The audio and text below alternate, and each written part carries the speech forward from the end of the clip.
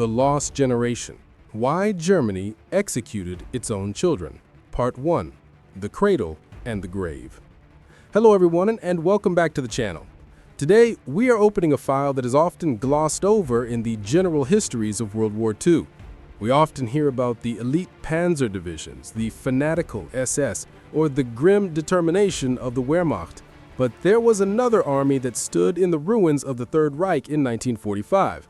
An army that wore uniforms that were 2 sizes too big. An army that rode bicycles into battle against T-34 tanks. An army that carried chocolate in their pockets alongside hand grenades. We are talking about the child soldiers of Germany, the Hitler Youth. The boys, some as young as 12, who were thrown into the meat grinder of the final months of the war. But the title of this video contains a dark question. Why were they shot? The obvious answer is that they were combatants. They were shooting at the Allies, and the Allies shot back. That is the tragedy of war.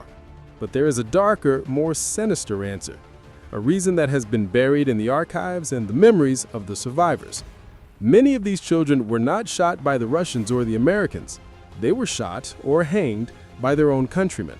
They were executed by the SS and the military police for the crime of being scared, for the crime of wanting to go home to their mothers when the tanks appeared. In this 3-part series, we are going to explore the ultimate betrayal of the Nazi regime, how it sacrificed an entire generation of children, not to win the war. They knew the war was lost, but simply to delay the inevitable by a few hours. To understand the end, we must go back to the beginning. Spring, 1945, Western Germany. Imagine you are a United States GI. You have fought your way from the beaches of Normandy, through the hedgerows of France, and into the heart of the Reich. You are exhausted. You have seen your friends die. You are hardened. You are clearing a small village. You turn a corner, and suddenly a shot rings out. A sniper. You return fire. You spray the window with your Thompson submachine gun. The shooting stops. You walk up to the house to check the body. You kick open the door, and there, lying on the floor in a pool of blood, is not a hardened SS veteran. It is a boy, a blonde-haired kid who looks like he should be in middle school. He's wearing a helmet that slides over his eyes. He's clutching a rifle that is almost as tall as he is. You check his pockets for identification. You find a slingshot.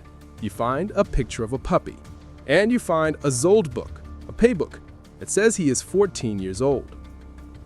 This scene played out thousands of times in 1945, and it broke the hearts of the Allied soldiers. But how did this happen? How did a nation that prided itself on military discipline end up hiding behind its own children? The tragedy began long before 1945. It began in the classrooms of the 1930s. The Nazis didn't just draft these children, they bred them. From the moment they could walk, German boys were indoctrinated. They were taught that Hitler was a god, that the German Volk was superior, and that dying for the fatherland was the highest honor a boy could achieve. The motto of the Hitler Youth was, "Swift as a greyhound, tough as leather, and hard as Krupp steel." They played war games in the forests. They learned to read maps. They learned to shoot air rifles. To them, war was a glorious adventure. It was camping with guns. But the regime knew that one day they would need this cannon fodder. By late 1944, the situation for Germany was catastrophic. The armies in the east had been decimated. The armies in the west were collapsing. Germany was running out of men. So, on September 25, 1944, Adolf Hitler signed a decree creating the Volkssturm, the People's Storm. It was a total mobilization. Every male between the ages of 16 and 60 who was not already in the army was drafted. But 16 was just a number on paper. As the desperation grew, local leaders, Gauleiters, began to ignore the rules.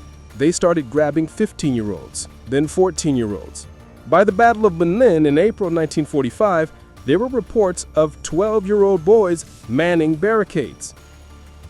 The tragedy of these children was compounded by the technology of the time. In previous wars, a child couldn't do much damage to a tank, but in World War II, Germany invented the Panzerfaust, the tank fist. It was a disposable, recoilless anti-tank weapon. It was a metal tube with a warhead on the end. It was cheap, it was simple, and it was deadly. A child could carry it, a child could fire it, and that warhead could burn through the armor of a heavy tank. This weapon changed the calculus of the war. It turned a 12-year-old boy into a lethal threat. Because of the Panzerfaust, Allied tank crews couldn't hesitate. If they saw a figure in a window holding a tube, they fired the main gun. They couldn't wait to see if it was a kid. They couldn't check ID cards. They had to kill or be killed. The Nazi regime knew this. They deliberately armed children with weapons that made them priority targets for the enemy. They turned their own youth into human speed bumps. Let's look at the psychology of these boy soldiers. In early 1945, they were often more fanatical than the adults. The adults knew the war was lost. The old men of the Volkssturm wanted to surrender.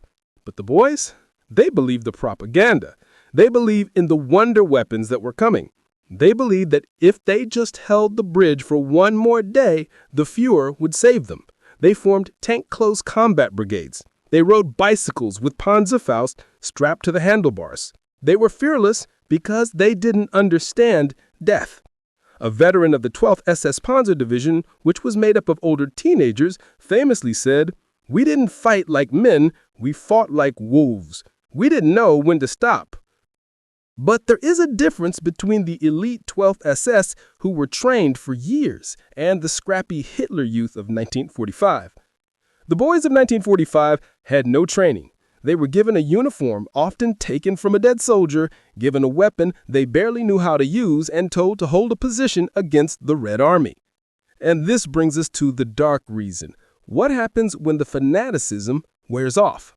What happens when a 14-year-old boy, cold, hungry, and terrified, sees a Soviet IS-2 tank rumbling towards him? He freezes, or he runs. He realizes this isn't a game. He wants his mother. He throws away the Panzerfaust and runs towards the rear. In a normal army, a retreating child might be yelled at or sent to the rear lines. But Germany in 1945 was not a normal army. It was a death cult. Heinrich Himmler and Martin Bormann had issued orders. Anyone who retreats is a traitor. The penalty is death. To enforce this, they created flying courts-martial, Fliegenden-Standgericht. These were squads of fanatical SS men or field police. They roamed behind the German lines. Their job was not to fight the Russians. Their job was to hunt down cowards. They set up checkpoints at bridges and crossroads. They stopped everyone retreating. If you didn't have papers authorizing your retreat, you were hanged, and they did not make exceptions for age. Imagine the horror. A 13-year-old boy runs away from a battle because his friend has just been blown to pieces. He runs into a checkpoint manned by his own countrymen. He expects safety. He expects comfort. Instead, he is grabbed by an SS officer. He is called a traitor. He is dragged to a lamppost or a tree. A sign is placed around his neck. "I was too cowardly to defend the women and children," and he is hanged. This happened. It happened in Berlin. It happened in Vienna. It happened in Breslau. German officers killing German children to maintain a discipline that no longer mattered. This is the true darkness of the final days. It wasn't just that the regime sent them to die against the enemy, it's that the regime reserved the right to murder them if they tried to survive. In the chaos of 1945, the value of a human life in Germany, even a German life, had dropped to zero. In the next part of this series, we are going to zoom in on specific stories. We will look at the Battle of the Bridges in Berlin, where boys were chained to machine guns, a myth we will investigate. We will look at the story of the Piccolo Squad in Italy, and we will detail the gruesome reality of the flying courts-martial that turned the streets of German cities into gallows for their own youth. We will also explore the psychological trauma of the Allied soldiers who had to pull the trigger. How do you live with yourself after shooting a child? We have diaries and letters from American and Russian soldiers who describe this specific horror, the moment they realized the enemy was a little boy and the moment they realized they had to shoot anyway. This is a story of total moral collapse. Make sure you are subscribed because part 2 is going to take us into the burning streets of Berlin with the last line of defense was a line of children. Thank you for watching. Stay tuned. This is part 2 of the documentary series. In this section, we move from the general tragedy to the specific horror of the Battle of Berlin. We explore the flying courts-martial that turned German streets into gallows for children, and the psychological nightmare faced by the Allied soldiers who were forced to pull the trigger. Here is the full text for voiceover. The Lost Generation. Why Germany Executed Its Own Children. Part 2. The Hangman and the Hero. Welcome back. In Part 1, we discussed how the Nazi regime mobilized its children, arming them with Panzerfausts and feeding them propaganda. But today, we are going to walk into the burning streets of Berlin in April 1945. We are going to witness the moment when the German war machine turned its guns inward, devouring its own youth to buy a few more hours of existence for a dying dictatorship. To understand the horror of April 1945, you have to look at the trees. In the parks of Berlin, the Tiergarten, the Treptower Park, spring was arriving, but the trees were bearing a strange and terrible fruit. Bodies. They were hanging from the branches. They were hanging from lampposts. They were hanging from balconies. Many of them were old men, but some of them were shockingly young. Around their necks were cardboard signs with handwritten messages. I am a traitor. I left my post. I was too cowardly to defend German women. Who killed these people? It wasn't the Russians. It wasn't the Americans. It was the Feldgendarmerie, the military police, and the roaming SS execution squads, known as the Fliegenstangricht, the Flying Courts Martial. As the front lines collapsed, the Nazi leadership issued a decree. Der Feind geht in Osten, aber der Verräter geht hinten. The enemy stands in the east, but the traitor stands behind. General Helmut Weidling, the commander of the Berlin defense, tried to stop it, but he couldn't control the fanatical SS units roaming the rear. Imagine you are a 15-year-old boy named Hans. You were drafted into the Volkssturm 3 days ago. You were given a rifle with 5 bullets and told to defend a barricade made of old tramcars. Then the Soviet artillery starts. The noise is earth-shattering. The ground shakes. Your ears bleed. You look around. The adults have run away. You are terrified. You just want to go home to your mother's cellar. So you drop your rifle and you run. You make it 2 blocks. Then you see a checkpoint. Men in long leather coats with metal gorgets around their necks.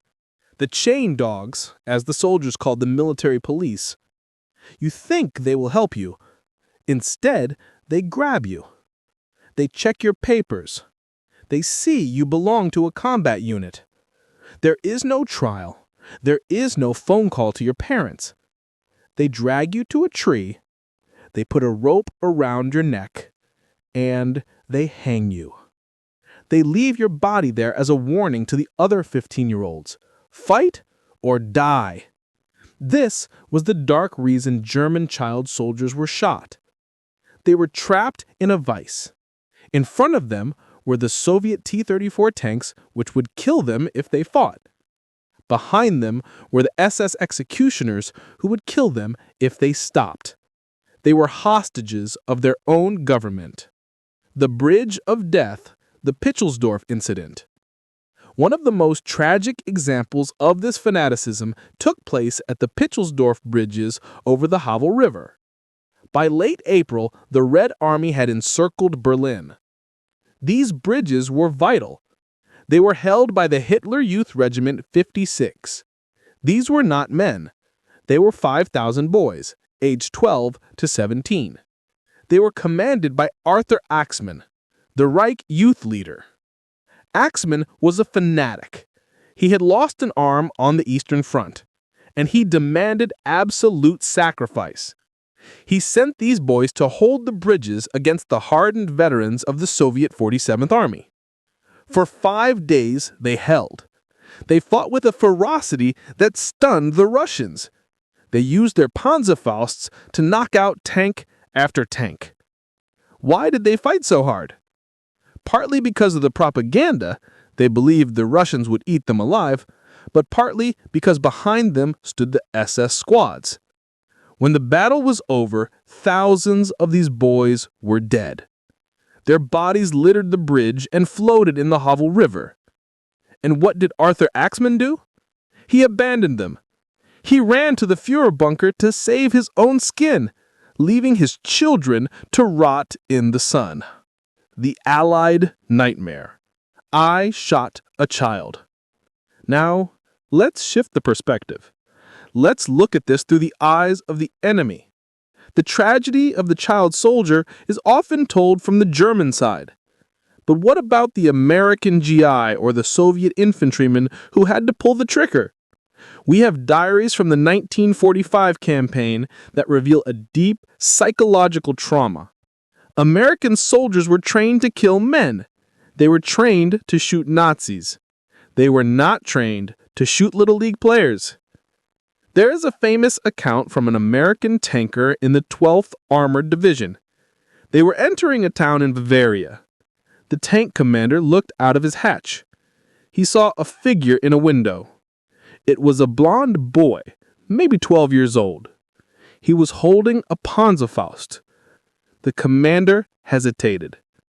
He shouted, "Drop it, kid, go home." The boy didn't drop it. He had been told by his teachers that Americans were monsters.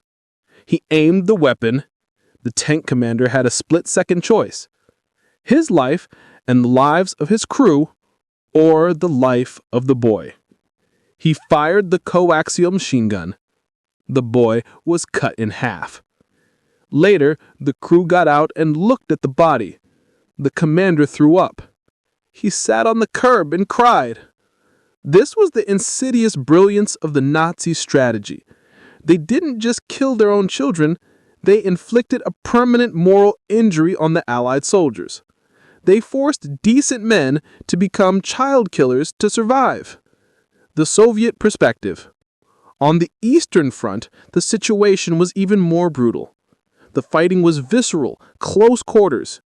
Soviet soldiers reported being attacked by werewolf packs, groups of Hitler youth trained in guerrilla warfare.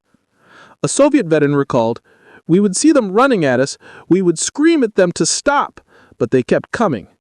They were like possessed little demons. We had to mow them down. Afterwards, we would walk among the bodies and see that they were wearing school shorts under their uniforms. It made us sick, but it made us hate the Germans even more.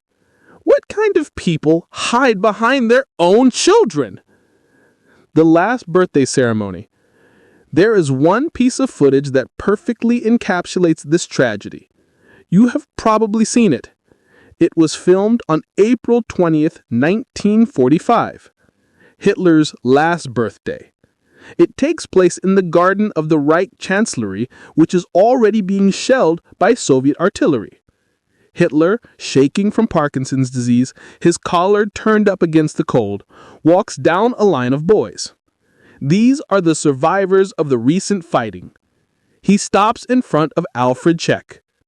Alfred is 12 years old. He pinches his cheek. He smiles like a grandfather.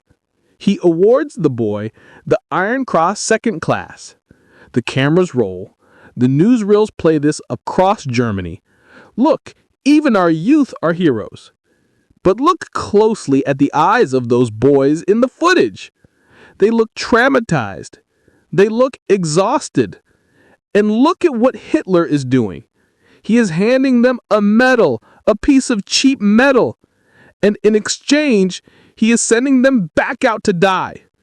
He knows the war is over. He is planning his own suicide.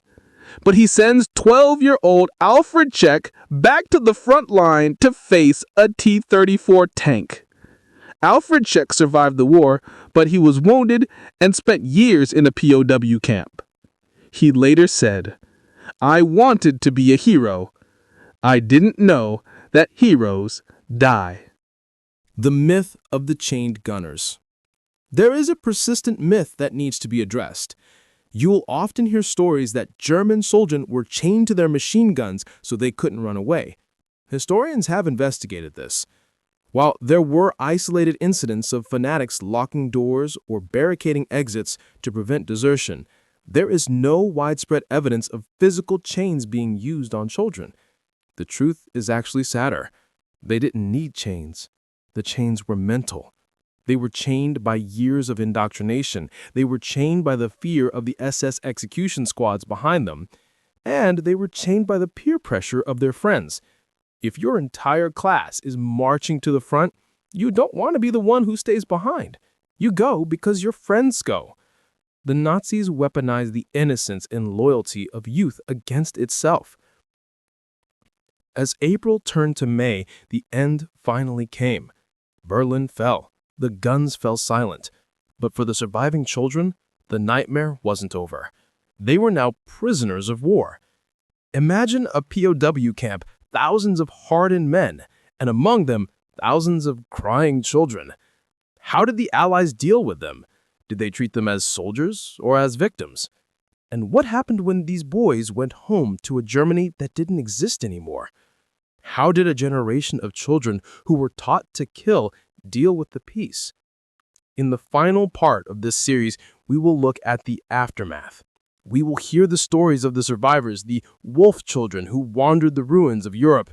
We will look at the deprogramming efforts, and we will try to answer the final question: did Germany ever forgive itself for what it did to its own sons?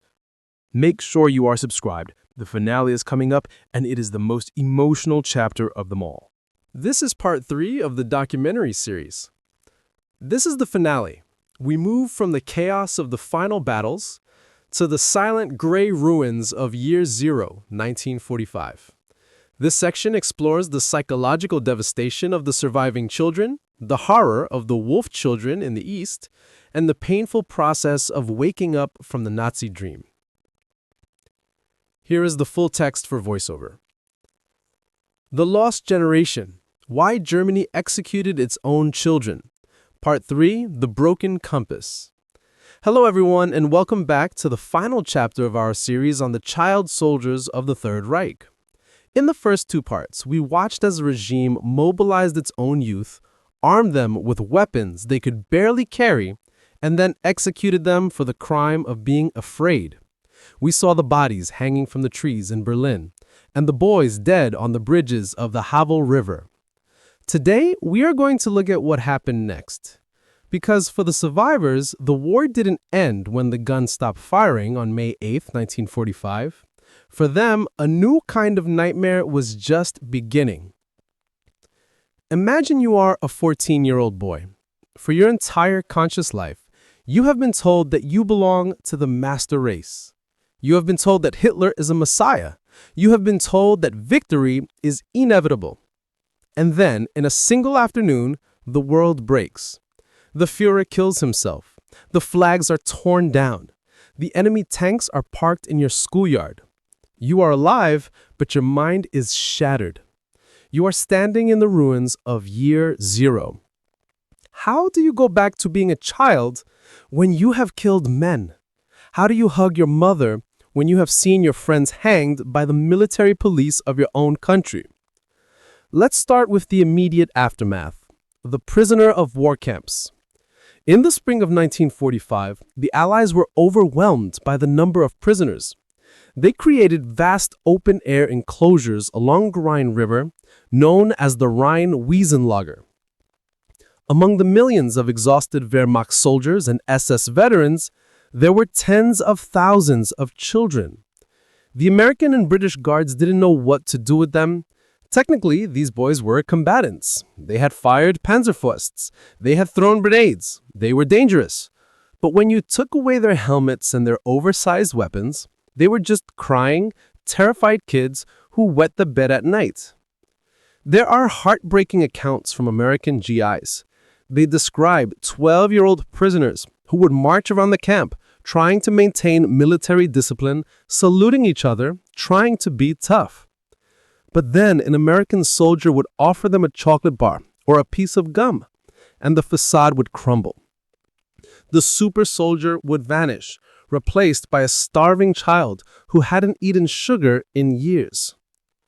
The Allies eventually decided to separate the children from the hardcore Nazis. They created what they cynically called baby cages. They started a program of rapid release. They didn't want to keep 13-year-olds behind barbed wire. But before they released them, they had to do something harder. They had to deprogram them. This was the psychological tragedy. These boys were brainwashed. When American officers showed them films of the concentration camps, the piles of bodies at Buchenwald and Bergen-Belsen, many of the boys laughed. They thought it was Hollywood trickery. They thought it was propaganda. They couldn't accept that their glorious crusade was a factory of mass murder. It took months, sometimes years, for the truth to sink in. And when it did, it crushed them.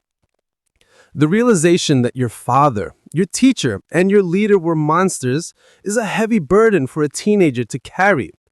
It created a silence of the fathers that would haunt Germany for decades. The Wolf Children, the Wolfkinder.